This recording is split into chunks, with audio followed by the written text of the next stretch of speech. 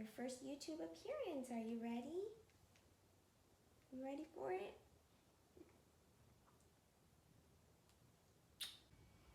Hello you guys, me and Sage are just here editing this video, and before it gets started I just wanted to include a quick trigger warning for those of you that have sensitivity or trauma related to things like stillbirth. Even though our story does have a happy ending, I just want to encourage you to guard your heart and just think about what's best for yourself before watching this video. Just please proceed with caution if this is something that might stir up very difficult emotions for you. What's up you guys? Welcome back to my channel, or welcome if you are new. My name is Emma, and if we are friends on Facebook or you follow me on Instagram, then you will already have seen this precious face. But if not, this is Miss Sage. This is my daughter. She was born on October 1st of this year, 2020. And so today she is 24 days old. I'm sorry that the lighting in this video is not great. It is really overcast outside and like kind of rainy, but this is the first chance that I've had the time, the energy, the privacy, basically the opportunity to film this video, and the lighting just happens to be bad, and I did not have the time or energy to make myself look better, so this is what we're going to get for this video. But I really wanted to sit down and share this story of Sage's birth, and the way that God really was so present with us and just worked a miracle during her birth. So if you're interested in hearing that story, please keep on watching. And also for those that are new or have never seen us before, watched any of my videos, Sage does have Trisomy 18 or Edwards syndrome. So for all of you who are finding this video because of that, I hope that you find this video to be an encouragement. I completely understand all of the emotions going into delivering a baby with Trisomy 18. So I just want you to know that I'm with you, I'm praying for you, and I hope that you find a small amount of encouragement from hearing our story and the way that God can move in your life, because He did in ours.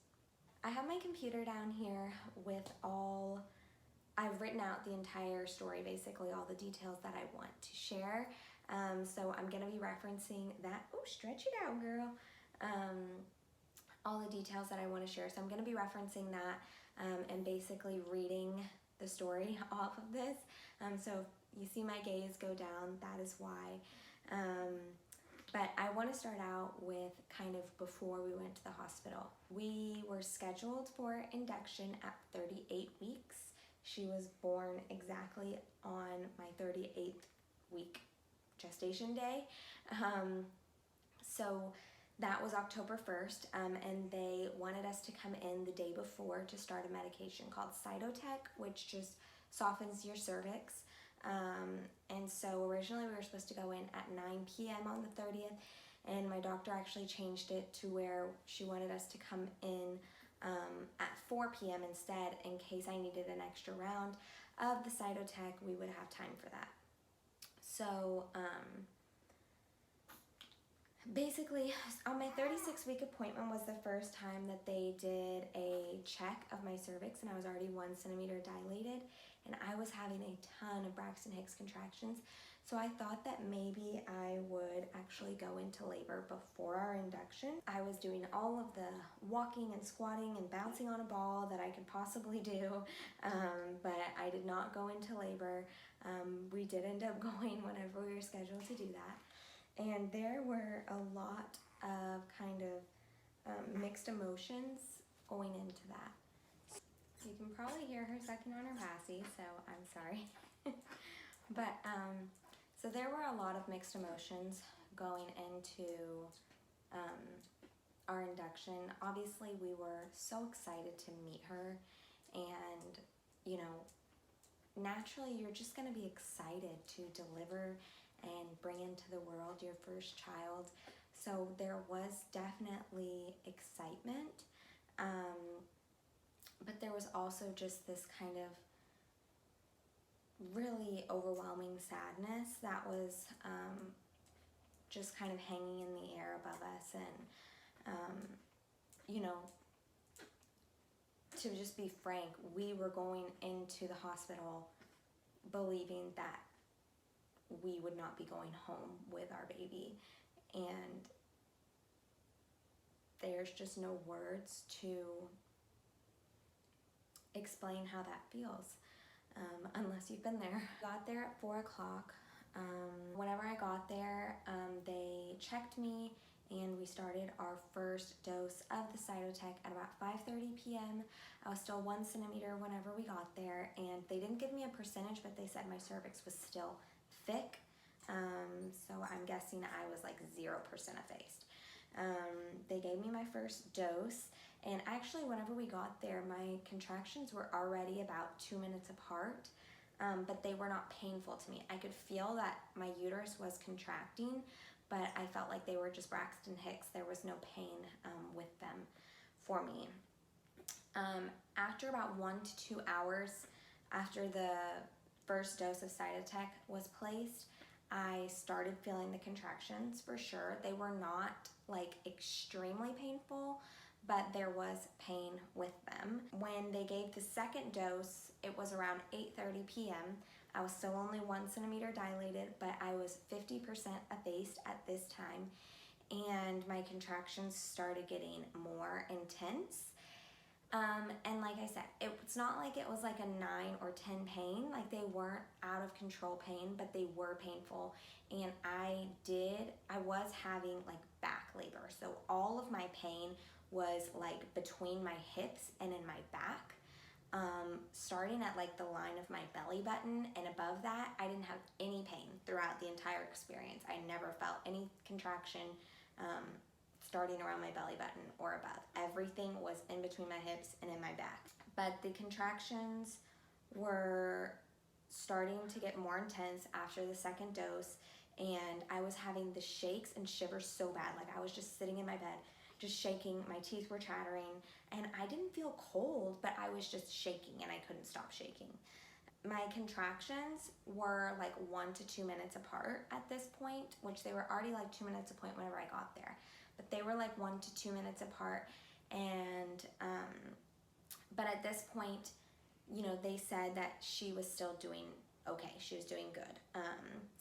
They gave me the third dose around 11:30 p.m. Still only 1 centimeter, still only 50% effaced, but I did start having bloody show. So whenever I went to the bathroom, there was blood. After the third dose, I wouldn't say that my contractions became more intense than they were after the second dose, but they were getting to where they were only like 30 seconds or a minute apart.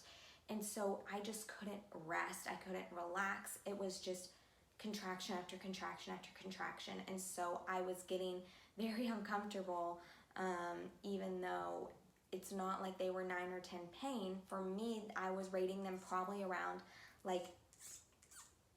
a 3 on my pain scale, but it was just constant. Maybe a 4 on my pain scale, but it was just constant over and over and over again. So after I had gotten my last dose at 11:30, because they were so close together and it checks my blood pressure, I can't remember if it was every 15 minutes or every 30 minutes, the blood pressure cuff would go off, and I was watching the monitor and everything. So I just really didn't get a lot of sleep. So around 3 a.m. she came and checked me, and she said 2 to 3 centimeters dilated, and I was 50% effaced. And I told her at that time that I would probably want the Pitocin that I would probably want the epidural whenever we started the Pitocin, because I had just heard from a ton of people that, contractions with Pitocin are just the worst. And so I told her whenever we start the Pitocin, I'm gonna want that epidural. But, and she told me at that point that she was doing great. So that was very good to hear. But I ended up getting the epidural.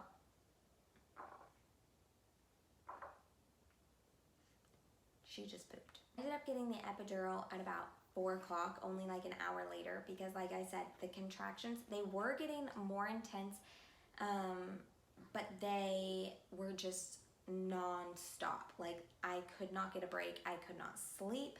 And I told her, like, I'm just so uncomfortable because it's never relaxing. And I told her, I want to wait till the Pitocin, but I know with the Pitocin that they're going to get more intense. And if they're going to be this close together, a lot more intense, then I don't think I'm going to be able to sit still for an epidural. So I went ahead and just got the epidural before getting the Pitocin because I was just really nervous that I would not be able to handle it or sit still long enough to get an epidural after having Pitocin. So after I did get the epidural, I got about an hour of sleep before she came in at about 5 o'clock, and she put oxygen on me and she repositioned me. And she turned up the fluids to run them faster because she said that she was starting to struggle to recover from my contractions being so close together. So she was giving me oxygen to help her and giving me fluids to try and slow those contractions down. So of course that made me nervous because I felt like, well, in order for her to be born, the contractions are gonna have to get close together again. So knowing that she wasn't tolerating the contractions being close together very well was really nerve-wracking for me. She came in to start the Pitocin, which I've been saying Pitocin this whole time. If you don't know what Pitocin is, it's like what they give you that just makes your uterus contract. So that is actually what induces your labor because it starts your contractions for real. So she came in to start the Pitocin at about 6 o'clock. And let's see, where am I? Oh yeah. And when she came in to do that, she was like, okay, she's doing good now. Like, we can take the oxygen off and we can reposition you. And so she rolled me to my left side. I had been on my right side. She rolled me to my left side and took the oxygen off. And almost as soon as she did that, she's like, okay, go back to your right side, put the oxygen back on. She did not tolerate repositioning and having that oxygen taken off very well. So that just made me nervous that she was starting to struggle with laboring. And she checked me at that point. She said I was 3 to 4 centimeters. So, you know, I was just nervous because I wasn't even at the halfway point and she was already struggling. They were, you know, having to put oxygen on me, having to keep me in one position for her. And so, yeah, I would say I was definitely feeling nervous at that point. But they went ahead and started the Pitocin.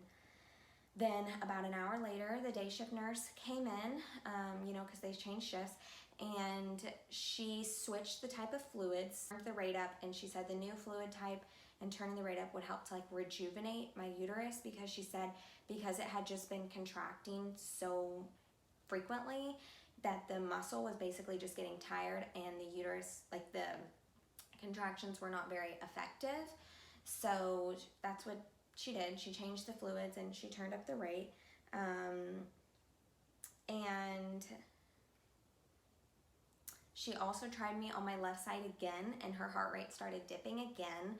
So she put me back on my right side. Doctor came in around probably about an hour and a half later, around 8:30 or 9 o'clock, and she broke my water. And my water breaking was like, it was like a dam had just been broken. There was such a large amount of water. My doctor was like, oh my gosh, because literally the water broke. And then whenever she pulled her hand out, more water just gushed, and it just kept gushing. And she was like, there was a lot of water in there, which we did know that I had an excessive amount of fluid during my pregnancy. So it's not like it was surprising, but it was just kind of like, whoa, that was a lot of fluid. But when my water broke, her status dipped a lot. Her heart rate dipped a lot. She just did not tolerate it very well. And basically my doctor just sat there and watched the monitor for a second. And then she just looked at me and just said, okay, like, I'm kind of torn right now. And she said, I just want to present you with your options. so that you can make a decision. She's like, whatever you want to do, I fully support, and I am going to, you know, support you through the whole thing. But she said, I want you to know that, like, she did not like your water breaking at all, and it was a big change in status for her. And she said, for any typical pregnancy, at this point, I would be thinking about a C-section because she is having decelerations, and she said that is an indication for a C-section. And she said, I know that we previously kind of talked about it, and you had said that you didn't want to do a C-section, but she said, I just want you to know that, like, if you want to do it, this is an indication for it, and, you know, this is what I would be telling any of my patients, and so that's what I'm going to tell you, and I just want you to make the decision that you feel good about. So Hayden and I took like 10 minutes to talk about it, and it was a very emotional and difficult decision, but we ultimately decided to go ahead and have the C-section, which was like a very sudden change of plans. And so we had to just let our families know, like, okay, we are actually doing a C-section and we're going to the OR like right now. And actually my doctor had said, you know, it's not an emergency right now, but girl, she said it's not an emergency right now, but if you are thinking that you want to do this, we should go ahead and do it before it becomes an emergency. It was just a very sudden change in plans, and we told our family, and I can't say enough good things about the hospital and our nurses and stuff there. They allowed our families, obviously we're in a pandemic right now, and so they're only allowing one visitor, but given our circumstances, they allowed our families to come visit, and they actually let them be, they actually let them come wait in an empty room while I had my C-section. And so they were there as soon as we delivered. As soon as we were ready for them, they came into the room. But so yeah, our families came and they brought Hayden the scrubs and stuff, and we were off to the OR. So from the time she came and broke my water to the time we were headed to the OR was probably like 30 minutes maybe between the water breaking and wheeling me to the OR. Maybe not even 30 minutes. And then Sage was born at 10:04 a.m. She weighed 4 pounds, 10 ounces, and she was 17 3/4 inches long. So whenever I say that her birth was a miracle, this is really where that story starts. Whenever she was born, she was not crying and she was not breathing. Her heart was beating, but it was beating very, very slow, and her whole body was purple. I am going to insert a photo here. I do want to just do a trigger warning for those of you that are very sensitive to stillbirth, infant death, traumatic delivery, anything like that. Just, you know, proceed with caution. There are going to be some images that you might find disturbing related to her appearance directly after birth. All that being said, I am going to insert a photo now. The first photo Hayden took of her when they put her on the warmer, right after she was immediately born. And as you can see, she did not look good. And because we had gone to the hospital with comfort measures only, they did not do anything to try and resuscitate her. They just swaddled her up and carried her over to me and put her on my chest. Girly, you got some gas or what? They put her on my chest, and Hayden and I just looked at each other and we were crying because we thought that she had been stillborn. We thought that she wasn't stillborn because her heart was beating, but we thought she was passing away. It was really, really emotional, and really just, there's really there's no words to describe seeing your child purple and believing that they are passing away. There's no words to describe that, and I'm not going to try to. But they put her on my chest, and I was just I just kind of was rubbing my hand on her back, and I just took my finger and I was just rubbing it on her chest, crying, of course. And suddenly, after I don't know how long, it feels like it was forever, but it also must not have been that long. I really don't know how long it was. She just went, we just heard her take a breath, and it was very raspy sounding, it was very wheezy sounding, but Hayden and I both heard her take a breath, and we just looked at each other, and we couldn't believe what we had just heard.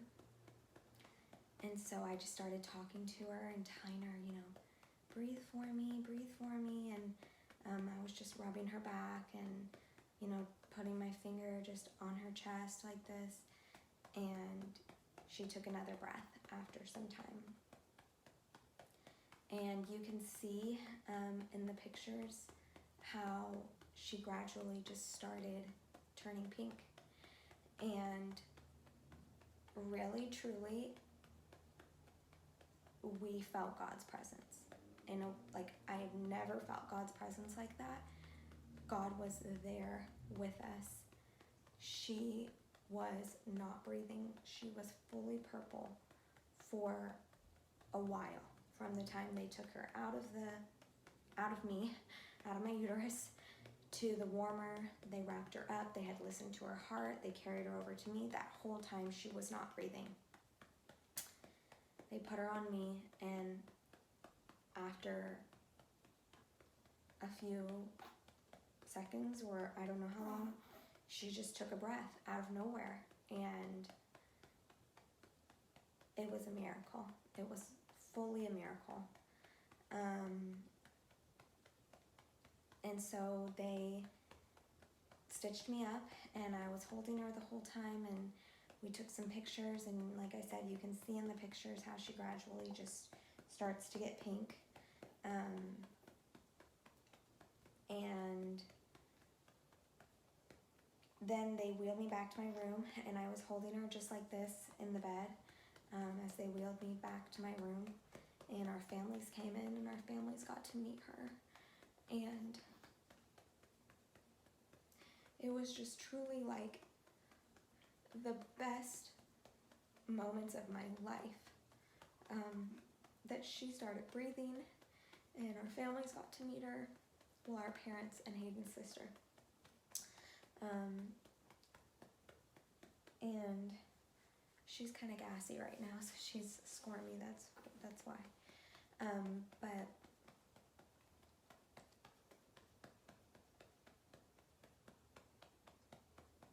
it was just incredible. And so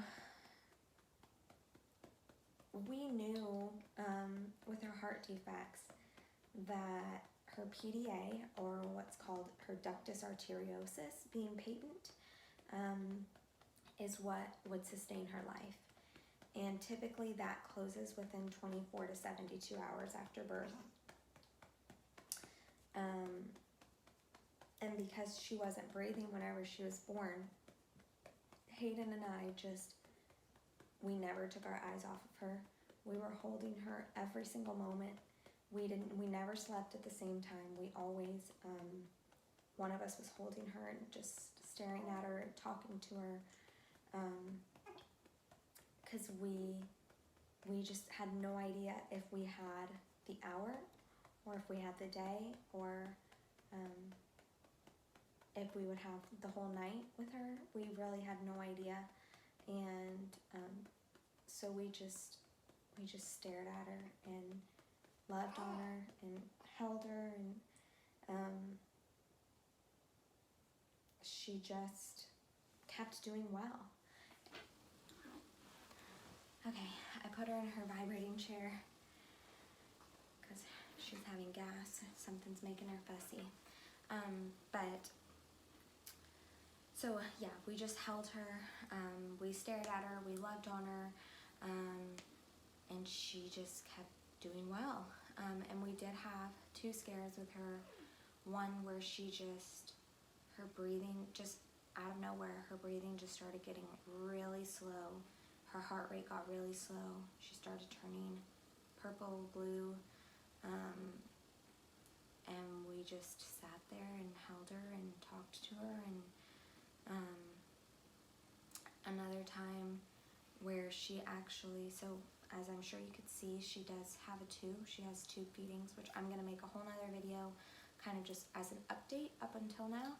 I just wanted to talk about her birth today, but bless you, bless you, bless you, my goodness.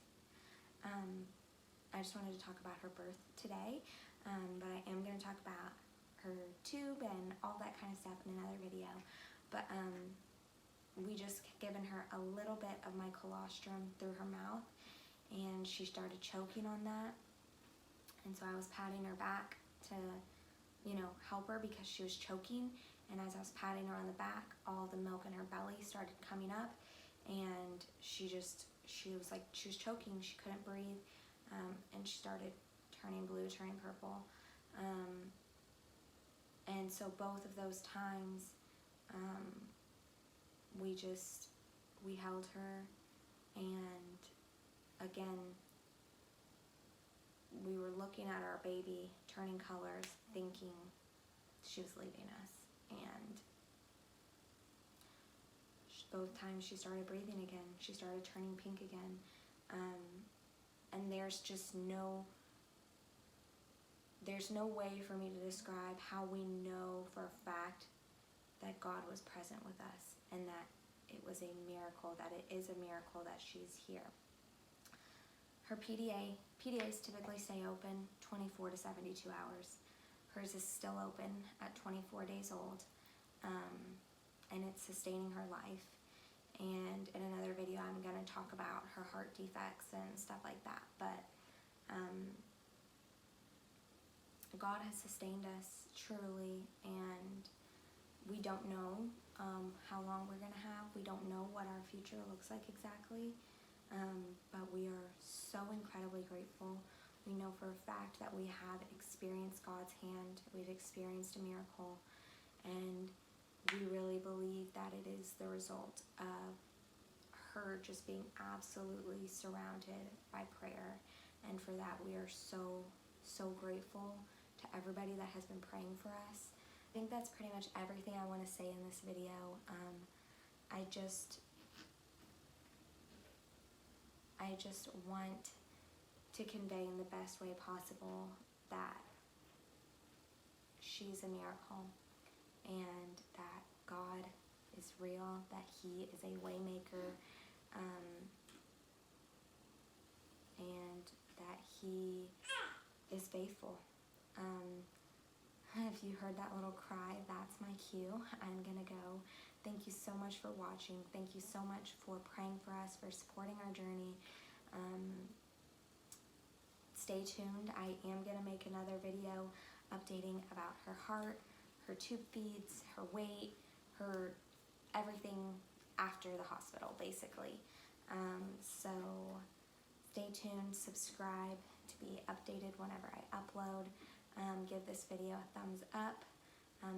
follow me on Instagram. If you follow me on Instagram, that is the best way to see pictures of her and updates about us, because I'm just getting around to posting this, and we shared her on Instagram like 3 weeks ago. So if you want live action updates, I'll put my Instagram on the screen here. So okay, I'm gonna go. She's getting fussy. So thank you so much for watching, and that's it. Bye.